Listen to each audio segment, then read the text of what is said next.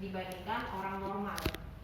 Akibatnya, pada saat seseorang tersebut menjadi lansia, terpapar dengan faktor-faktor sekunder dan eksternal lainnya, maka gejalanya akan lebih parah jika dibandingkan oleh orang normal yang mengalami fase lanjut usia dan degenerasi.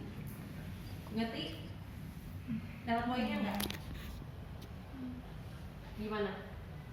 Lanjut? Oke, kok kayak bingung banget mukanya. Nah, sedangkan penyebab stenosis dari visi sekunder maksudnya biasanya terjadi di fase lanjut usia. Jadi dia normal nih, ukuran kanalnya memang normal. Kemudian seiring berjalannya waktu ada faktor degenerasi, faktor penuaan, mulailah terjadi penyempitan. Bukan bawaan dari lahir udah sempit. Itu bisa karena memang faktor degeneratif, ada gangguan penyakit, ada penumpukan sel-sel lemak yang tidak normal di jaringan epidural, ada infeksi dan juga post-traumatik. Nah, itu bisa menyebabkan penyempitan kanal yang berakibat kompresi saraf spinalis.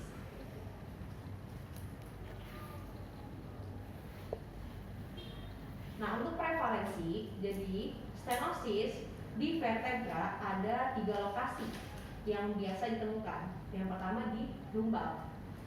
Jadi istilahnya atau lumbal spinal stenosis. Ini angka kejadian yang paling banyak jika dibandingkan stenosis di area cervical dan di lateral.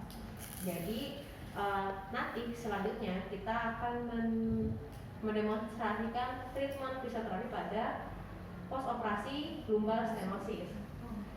Kemudian gejalanya semakin parah atau semakin meningkat seiring dengan bertambahnya usia. Kemudian kondisi ini juga yang paling banyak ditemukan pasien minta dioperasi, khususnya pasien berusia lebih dari 65 tahun menurut penelitian. Nah, ini tanda dan gejalanya teman-teman wajib mengingat untuk membedakan dengan kondisi yang lain. Kenapa harus dibedakan? Karena kondisi low back pain yang menjalar itu tuh masih ambigu.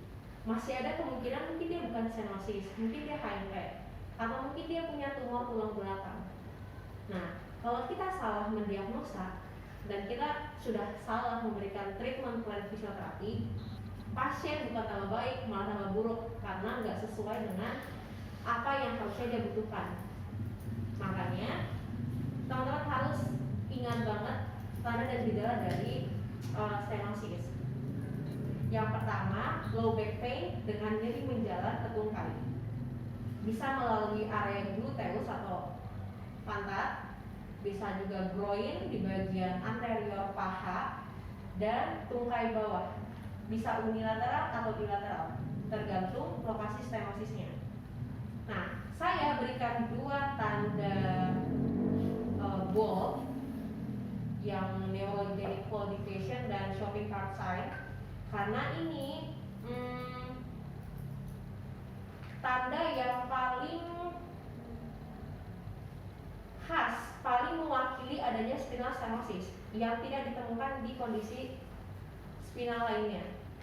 Jadi neurogenic claudication maksudnya adalah ini tuh sindrom ketika penderita stenosis berjalan atau berdiri dengan durasi waktu yang lama, tiba-tiba gejalanya itu meningkat, ada nyeri menjalar dari pinggang bawah ke bagian gluteal, ke bagian paha dan tungkai bawah, disertai gangguan neurologis seperti kelemahan, kesemutan dan kram ataupun kebas.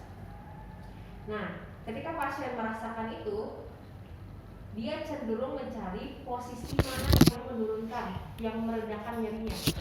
Bisa dengan duduk ataupun bungkuk ke depan atau fleksi teram. Nah, ketika dia melakukan posisi ini, maka gejalanya menurun.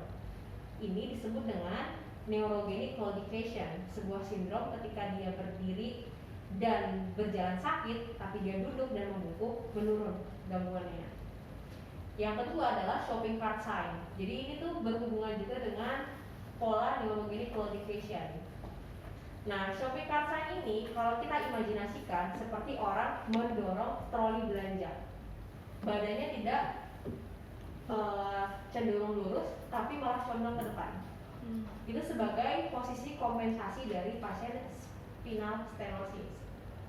Untuk level yang menengah hingga parah, bisa mempengaruhi gangguan keseimbangan, munculnya weakness pada otot-otot tertentu, dan kehilangan refleks sensoriknya.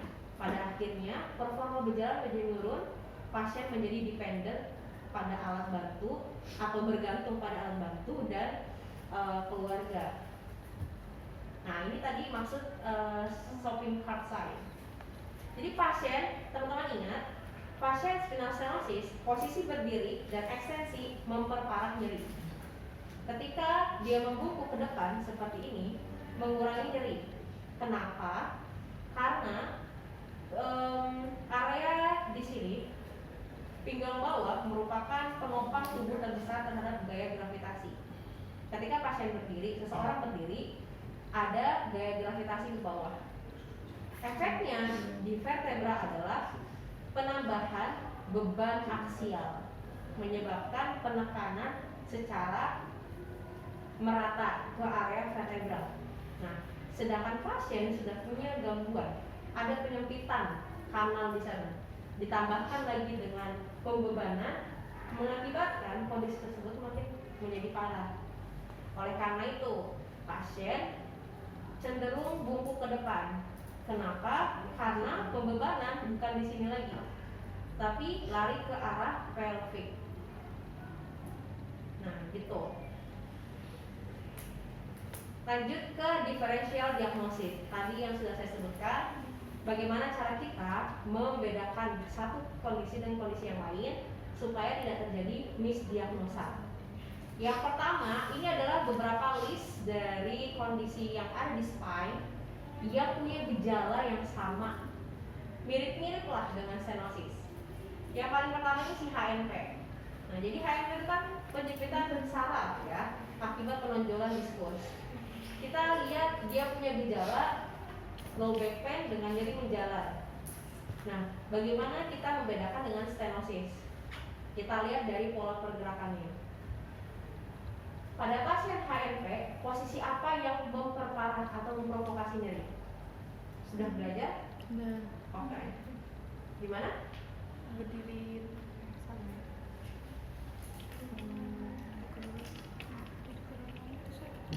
Ayo, yang lain yuk. Posisi apa yang memperparah, posisi apa yang meringankan? HNP salah terjepit. Gimana? Memperparah posisi? Ayo jangan ragu, kita kan lebih belajar.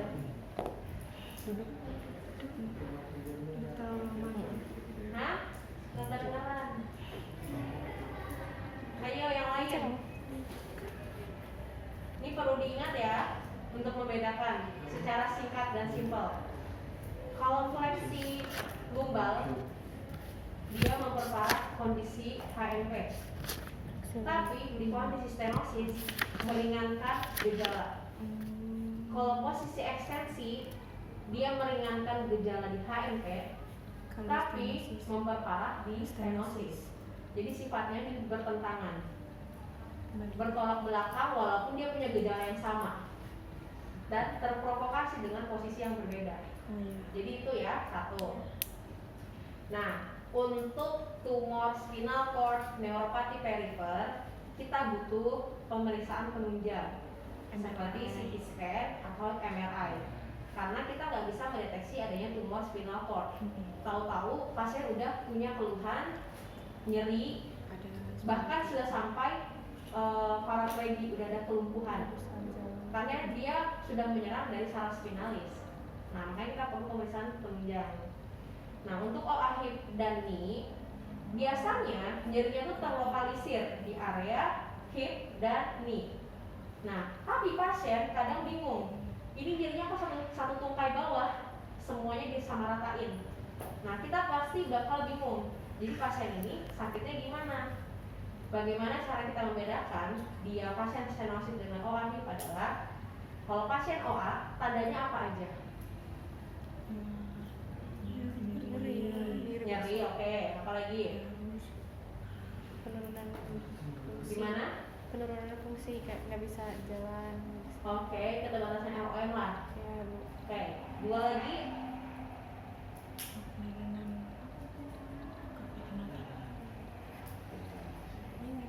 Ayo yang lain. Diingat-ingat, osteoartritis itu sampai semester akhir masih membahas itu. Yang bunyi-bunyi itu apa? Replikasi. Sama satu lagi.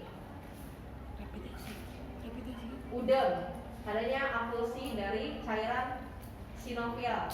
Nah, kita lihat ketika ada pasien, kalau misalnya dia hanya mengeluhkan di bagian lutut dan di hip, kita lihat, periksa apakah ada nyeri tekan, nyeri gerak, nyeri diam. Dengan palpasi, apakah ada udem di bagian lateralnya nih dan anterior posterior atau di bagian hipnya, di sekitaran hip. Terus kita gerakan dengan gerakan pasif. Apakah ada krepitasi di bagian hipnya? Kalau nggak ada, berarti dugaan kita terhadap ini kayaknya OA hip atau nih kita gugurkan karena udah negatif dari pemeriksaan itu. Nah, kemudian fraktur kompresi lumbal. Kadang-kadang dia punya gejala yang kurang lebih sama dengan stenosis. Cara membedakannya adalah dengan palpasi. Palpasi di bagian thoracolumbar. Nah, thoracolumbar adalah area yang biasa terjadi fraktur kompresi. Teman-teman juga harus kritis di bagian anamnesis. Setelah nanya usia, faktor memperberat, keluhan utama, riwayat perjalanan penyakit selanjutnya, ditanya juga apakah ada riwayat jatuh. Kalau ada, bagaimana pola jatuhnya? Terduduk atau maju ke depan? Kalau terduduk, dilihat kalian harus menyimpan, bikin notes kalau pasien ini bisa jadi suspek fraktur kompresi. Nah, setelah dari pemeriksaan itu, kita lihat, kita periksa palpasi apakah ada pembengkakan, ada kemerahan, atau mungkin functionalisasi di sana. Terus bagaimana pergerakan range of motion-nya, apakah menjalar sampai ke tukai atau tidak. Ketika tidak ditemukan, baru kita bisa menggugurkan dugaan kita bahwa ini bukan suspek fraktur kompresi. Biasanya pasien lanjut usia punya keluhan pinggang bawah minimal.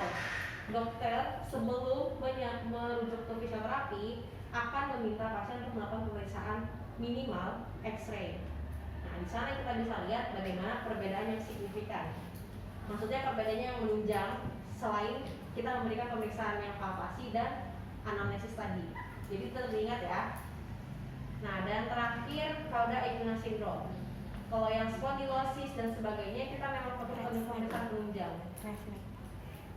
Nah, ini saya sebut refleks karena memang menurut referensi cauda equina syndrome ini adalah sebuah gangguan di mana terjadi ketidakmampuan seseorang untuk mengontrol kontraksi otot reproduksi dan pencernaan.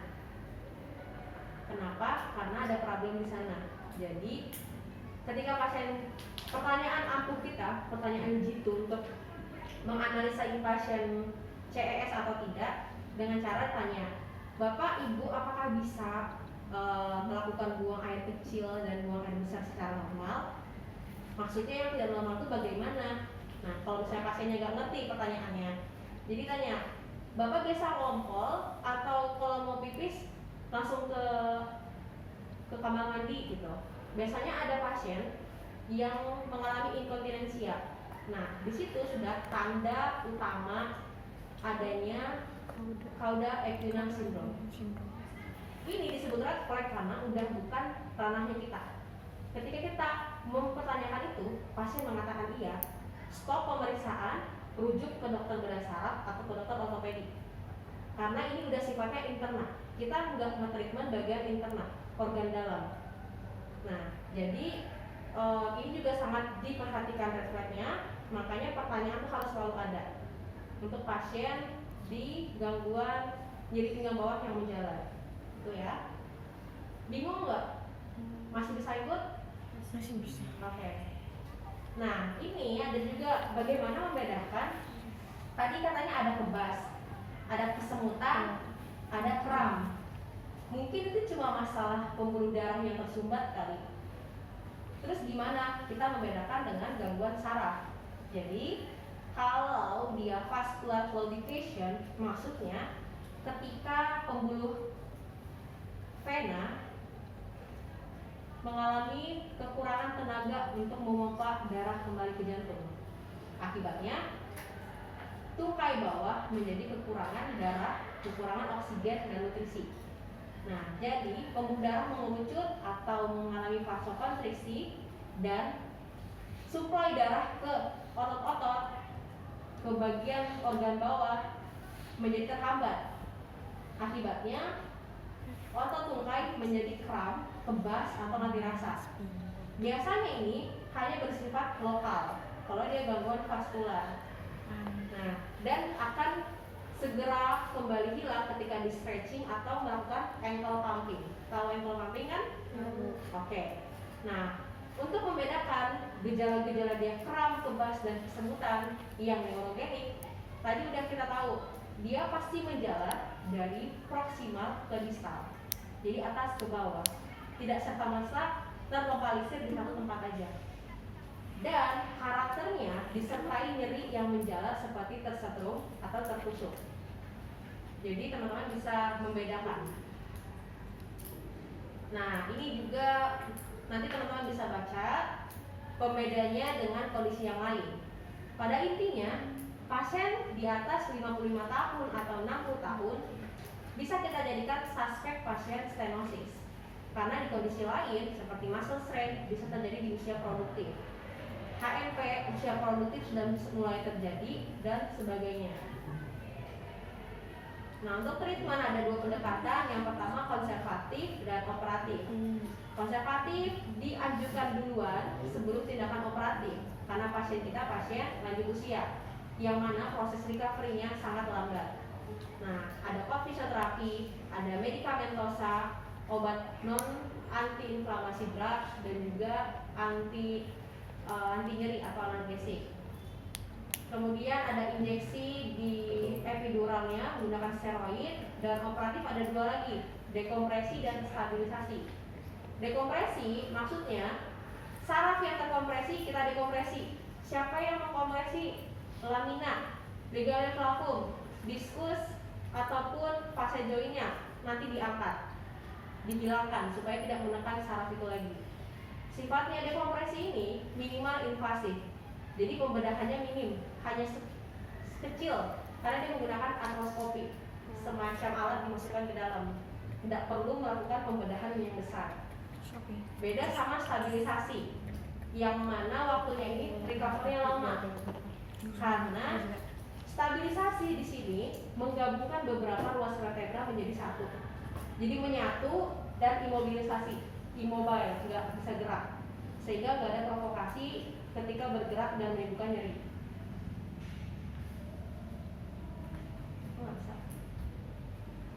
Nah, untuk treatment postoperatif karena kita muskuloskeletal bedah, jadi treatment yang konservatif kita skip.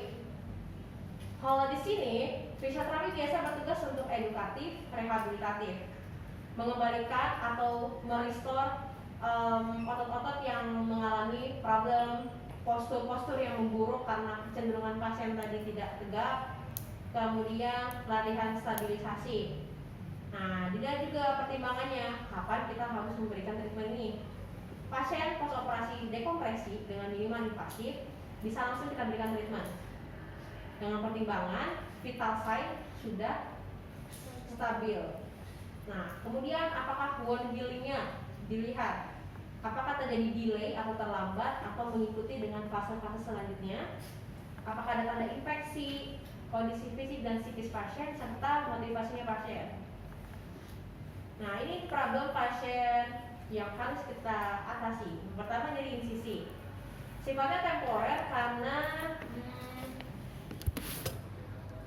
ini sifatnya sebentar aja, hasil dari adanya insisi yang kecil. Bisa diatasi dengan obat analgesik atau anti nyeri. Sisanya tugas fisioterapi. Nah, tadi kalau pasien stenosis dia cenderung fleksi, ekstensinya enggak. Ketika dia fleksi, ototnya ada terjadi imbalance. Abdominal muscle, rectus abdominis dan transversus mengalami kelemahan karena dia mempertahankan posisi seperti ini terus-menerus. Sedangkan yang di bagian back muscle mengalami overstretch. Nah, di bagian quadratus lumborum dengan saudara-saudaranya mengalami ketegangan atau strain. Nah, efeknya di sini, ini masih upper muscle. Yang otot-otot di tungkai bawah, flexor hip, iliopsoas dan rectus femoris khususnya mengalami pemendekan atau tight, termasuk juga di hamstring yang di bagian bawah. Nah, si abdominal mengalami weak, gluteal mengalami weak juga. Itu sebagai manifestasi kenapa posturnya itu buruk. Karena dari kecenderungan pasien sudah selalu terus-menerus membungkuk, ada ketidakseimbangan kerja otot di sana. Itu tugas kita rehabilitasi. Mana otot yang mengalami pemendekan, kita tingkatkan fleksibilitasnya dengan stretching. Mana otot yang mengalami kelemahan, yang ketidakmampuan untuk berkontraksi, memopong badan untuk tetap lurus, tegak, kita kuatkan. Nah, ini core muscle-nya menurun, posturnya menurun. Ini berpengaruh dengan otot-otot yang tidak seimbang tadi. Oke, ini tujuannya yang tadi. Dosisnya 2-3 kali dalam 1 minggu. Untuk sementara kita berikan treatment 3-4 minggu. Setelah itu nanti lihat evaluasi dokter. Biasanya pasien post operatif sudah tidak punya problem di nyerinya lagi, karena udah selesai, sudah yang mengompresi udah nggak ada. Jadi fisioterapi tidak terlalu banyak menggunakan EPA untuk mengurangi nyeri, karena pasien keluhannya bukan nyeri sekarang, malah keluhannya kekurangan core muscle, kekurangan kekuatan dan keseimbangan. Nah, ini intervensinya. Ada Williams flexion exercise, ada stretching, dan latihan quadruple spinal flexion.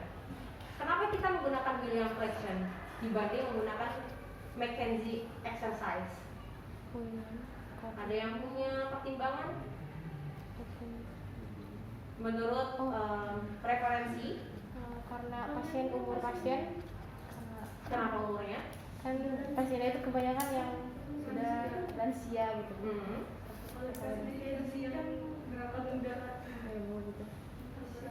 Oke, pertimbangan lain?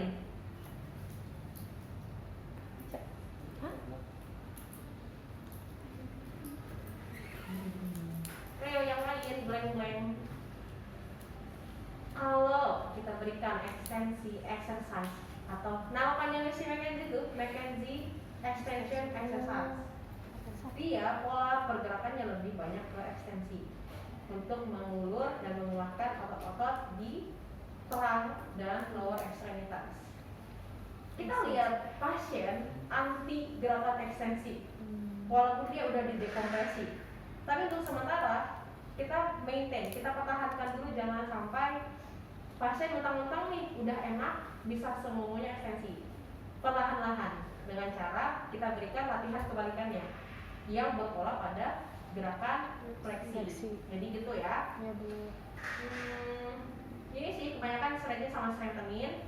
Terus ada satu latihan bridging. Nah, dia itu bisa multi purpose. Tujuannya bisa lebih dari satu. Latihan keseimbangan dan latihan kekuatan otot abdomen. Nah, jadi di situ. Oke. Sekarang berdiri, kita simulasi.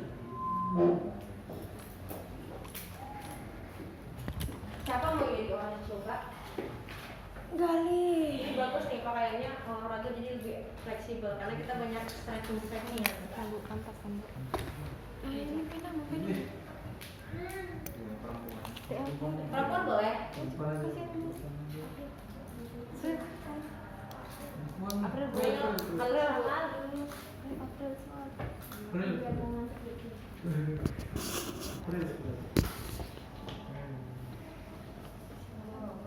sudah prepare ini spesialis pasien. Nah, nanti untuk praktikum teman-teman bikin skenario sendiri. Jadi pasien umurnya berapa dan sebagainya. Yang jelas tadi prinsip-prinsip anamnesis, prinsip-prinsip latihan pergerakan, pemeriksaan fisik dan sebagainya teman-teman paham. Ini diapain, tujuannya buat apa, gitu ya. Nah, misalnya nanti gini, pasien datang sebelum ketemu sama kita, fisioterapis bisa memperhatikan pasien dulu. Jadi dari dia pola berjalan bisa kita jadikan inspeksi dinamis. Nah, tadi kan pasien kecenderungannya posisi apa? Fleksi ya. Nah, jadi kalau misalnya kita lihat pasien datang dengan posisi coba jalan dari sini aja. Nah, terus posisi fleksi, oke, sambil berjalan. Ini posisi antar di posisi buat stenosis. Nah, kita udah bisa lihat kok pasiennya cenderung bungkuk ke depan ya. Kayaknya ini sebuah tanda kalau kita tuh mensuspek dia stenosis. Tapi dari itu aja nggak cukup. Sudah, kita ketemu pasien, kita anamnesis. Kita tanya nama, vital sign dan sebagainya udah dilakuin. Yang penting-penting aja, umurnya berapa? Di atas 60. Berapa? 65. Pokoknya di atas 60 lah ya, begitu ya, ingat. Nek. Kalau sudah di atas 60 kita bisa mensuspek. Kemudian kita tanya keluhannya apa? Nyerinya di mana? Di situ aja, nggak menjalar. Menjalarnya kemana? Satu sisi aja, dua sisi kiri kanan berarti ya. Oke, bilateral. Masih bisa ambigu lah. Masih banyak kondisi yang mirip cuma dari pertanyaan itu. Faktor memperberat ibu pada saat apa? Ekstensi. Pasien jangan ngerti ekstensi ya, tapi dikasih tahu aja. Mungkin dia pada saat berdiri lama, atau berjalan lama, atau mungkin pada saat saya mau mengulurkan kok sakit gitu. Apa? Nggak dengar. Oke, gitulah bahasanya. Terus faktor mengurangi nyeri pada saat aktivitas apa? Pada saat membungkuk. Oke. Kemudian apa? Bungkuk aja. Duduk, bungkuk atau duduk ya. Nah, di sini kita udah bisa melihat polanya berbeda dengan HNP. HNP ketika dia fleksi sakit, ketika dia duduk sakit. Sedangkan ini ketika dia fleksi enak, dia duduk enak. Kita sudah bisa mulai menggugurkan si HNP. Kemudian pertanyaan apa lagi?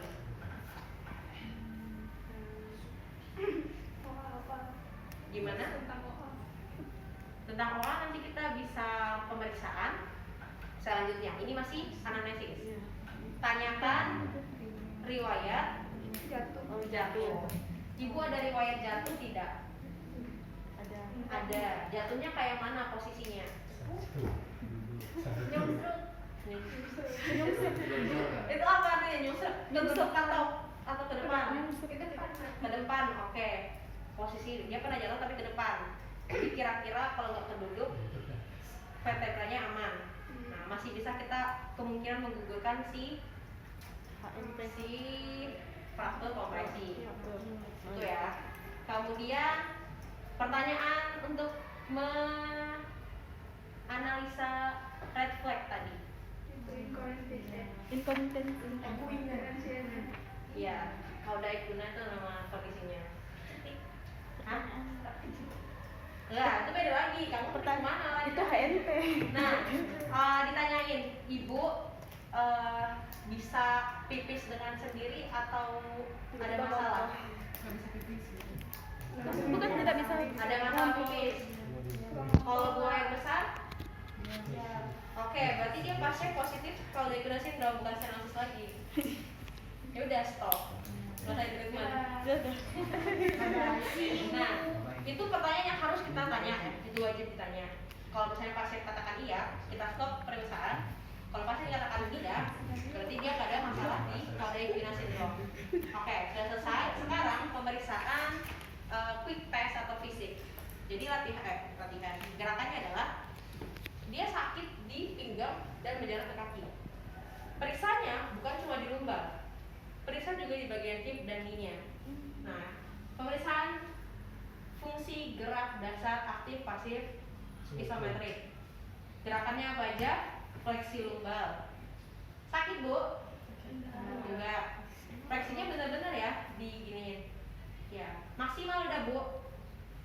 Nah, kalau misalnya pasien stenosis, dia ada pemendekan juga di bagian flexor hipnya. Ketika dia bisa melakukan fleksi lumbar lebih nyaman dibandingkan berdiri, tapi nggak maksimal sesuai dengan range of motionnya fleksi lumbar. Ada pemendekan juga di sana. Jadi di quadratus lumborum dan bagian lower back muscle-nya ada pemendekan. Nanti dicatat, kita bikin stretching. Kemudian posisi ekstensi. Sakit, oke. Kita lateralnya juga untuk mengindikasi apakah ada stenosis foraminal atau tidak di sana. Dan rotasi. Tahu lah ya gerakan-gerakan fisioterapi pemeriksaannya gimana. Kemudian kita periksa hipnya. Tadi sudah saya jelaskan bahwa ketika pasien stenosis ada pemendekan di flexor hip. Jadi ketika kita periksa hipnya ada keterbatasan fleksi hip di sana. Nah, itu pemeriksaan atau penemuan yang harus kita catat. Sudah selesai, Bu silakan naik ke atas. Kita lakukan SLR. SLR. Untuk menggugurkan dugaan kita sama HSP.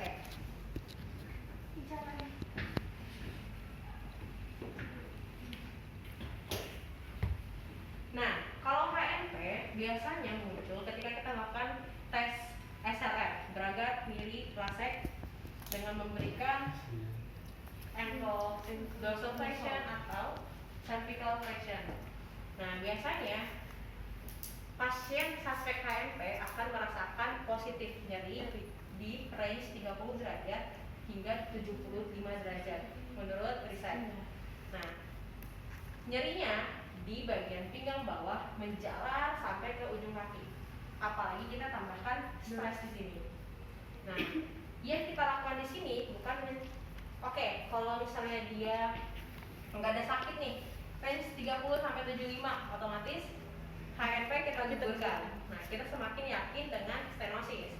Tambah yakin lagi dengan pemeriksaan fleksibilitas dari hamstring. Ketika kita berikan pemeriksaan begini, pasien merasa sakit di area hamstring, berarti hamstringnya sudah mengalami pemendekan atau tightness. Nah, jadi makin yakinlah kita ini pasien suspek stenosis. Ditambah lagi dengan pemeriksaan X-ray, fraktur kompresi negatif, nggak ada HNP, ternyata ada penyempitan kanal spinalis. Nah, positif lah dia stenosis. Terus pasiennya minta tindakan operatif, sudah selesai. Sekarang tugas kita pasca operatif. Pasien terlihat sudah tidak merasakan nyeri lagi. Nah, kita latihan rehabilitasi. Bisa dilakukan dengan cara yang pertama, single knee to chest. Tarik semaksimal mungkin ke dada. Fisioterapi diamati. Jangan sampai pasien asal-asalan tarik ke dada. Biasa kayak gini, yang penting dekat dada. Mungkin dia mau maksimal banget. Nah, jangan, kita harus lurus supaya target otot yang kita urut tercapai. Kemudian hitung sampai 8 kali, ganti lagi yang sebelahnya sampai 8 kali. Ini kan 1, 2, 3, 4, 5, 6, 7, 8. Selesai, double knee to chest. Tarik. Kalau perlu fisioterapi memberikan penahanan. Tapi jangan maksimal. Ini pasien lanjut usia. Udah banyak tulang kropos. Jadi ya. Oke, relax. Selalu sediakan jeda 15 detik atau 30 detik. Tergantung pasien. Mampu Pak? Kalau pasiennya ngos-ngosan, kasih jeda dulu.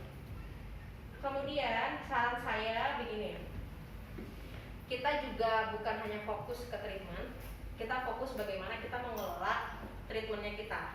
Maksudnya, Kan ini banyak nih aktivitas di bed dan aktivitas di lantai. Tapi kebanyakan aktivitas di bed. Jadi lebih baik teman-teman selesaikan dulu aktivitas di bed, baru aktivitas di lantai. Jangan sampai mungkin lupa, ya udah Pak berdiri lagi, ternyata masih ada nih yang di bed. Minta lagi pasien untuk baring. Nah, kita jangan menyusahkan pasien untuk bangkit, berdiri, bangun gitu.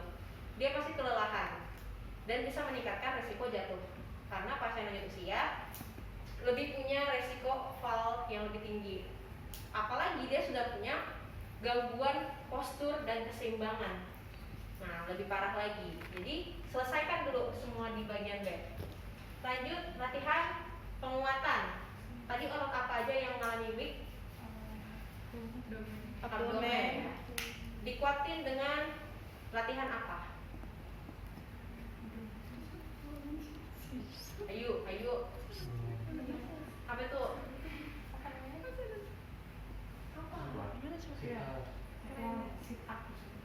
Lansia.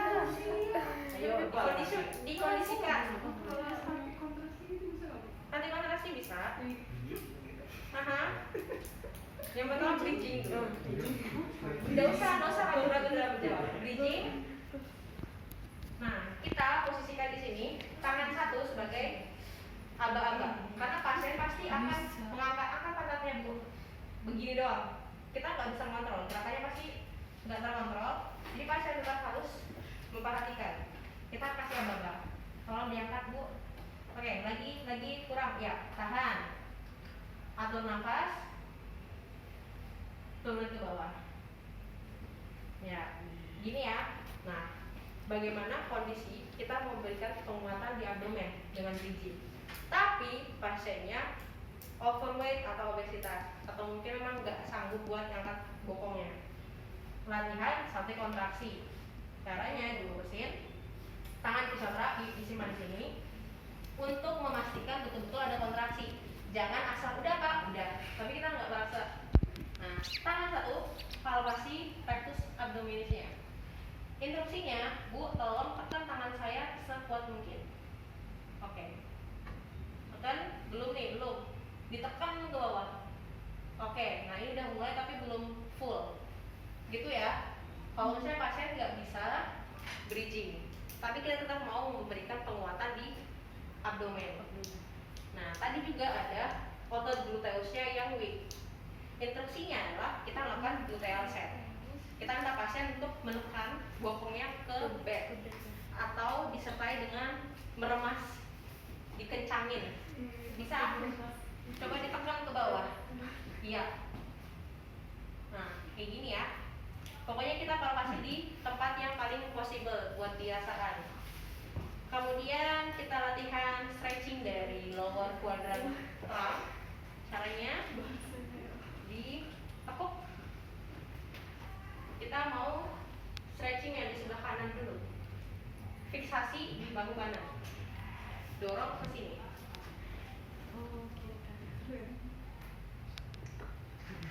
Kenapa harus difiksasi? Karena kalau kita tarik begini, bahu pasien akan balik baju. Nggak ada stretching di sini, makanya harus difiksasi. Sebaliknya, ini sakit nggak? Nggak ya. Ini untuk stretching di bagian quadratus lumborumnya. Berdirinya nggak apa-apa kalau nggak kelihatan. Sudah selesai, kemudian latihan quadrut bertumbuh pada empat kaki seperti melangkah. Bedok. Ya, ada dua latihan. Lebarnya selebar bahu, lututnya juga selebar bahu.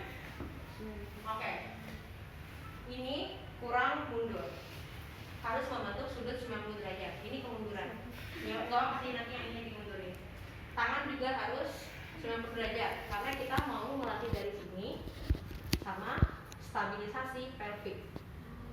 Nah, caranya kita letakkan, kita minta pasien untuk menggembungkan pinggangnya, diangkat ke atas kayak unta. Oke. Maksimal mungkin. Nah, jadi yang diangkat ininya ya, pinggangnya sini, bukan punggungnya. Nah, kemudian sudah mengguguk ke atas, dilengkungkan ke bawah. Oke, lengkung lagi. Yang ini jangan turun. Yang turun cuma ini. Bisa lagi Ternyata maksimal. ini intervensi. Udah maksimal. Enggak elastis nih. Oh iya bu. Jadi ketahuan. Udah Jadi ketahuan. bisa lihat di rumah. Karena kita mau melatih si pelviknya. Angkat ke atas, kemungkinan ke atas, oke. Turun ke bawah. Nah, di sini ada stiff di bagian apa sih ini? Quadratus lumborum sama erector spine-nya. Nah, jadi ini tuh harusnya bisa gerak lebih ke bawah lagi. Bisa ke bawah lagi, tapi kan lagi belajar stiff. Gak bisa dipraktekin nih. Pokoknya nanti gerakannya seperti ini. Nah, ini yang pertama. Yang kedua, posisi seperti ini. Kepalanya nunduk, tarik badan ke belakang. Tarik lagi. Enggak, harus posisi kayak gini. Jadi kita mau mengulur si otot di back muscle-nya. Posisi awal dulu. Oke. Turun ke bawah. Nah, ditekan. Oke, ini ya. Ini kayaknya masih kaku deh badannya. Enggak sampai bawah gitu. Pokoknya nempel. Sampai bawah. Tapi enggak apa, nanti latihan aja di rumah. Turun ke bawah. Nah, terus sih fisioterapi bisa memberikan penekanan di sini. Jadi kayak lebih ada tambahan beban. Oke, sudah selesai. Latihan stretching pasif di flexor hip yang mengalami kemendekan. Kakinya setengah di sini. Baring, awas kepalanya ngantuk. Mundur aja lagi. Oke. Ya. Kira-kira setengah femur tergantung. Kita mau ulur flexor hip sebelah kiri. Jadi yang kanan ditarik ke dada. Knee to chest. Fiksasi di sini. Satu di sini tekan ke bawah.